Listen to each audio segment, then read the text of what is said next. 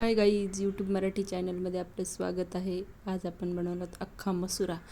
तर काही भाजीला नसेल तर त्यावेळेस हे बनवू शकता, पण त्याला रात्री भिजत घालून ठेवावं लागतं मसूरला आपल्याला, आणि नंतर आपण बनवू शकतो. तर एक 4-5 तास भिजवलं की मसूर असं भिजून होतो, आणि तो भिजवल्यानंतर एक ओपन पॅनमध्येच त्याला शिजवून घ्यायचं आहे. कुकरमध्ये शिजवायचं नाही, लगेच शिजतो तो, त्याला वेळ लागत नाही आहे. बघा, असं भिजवून ठेवलं होतं, नंतर शिजवून घेतलं आहे त्याला.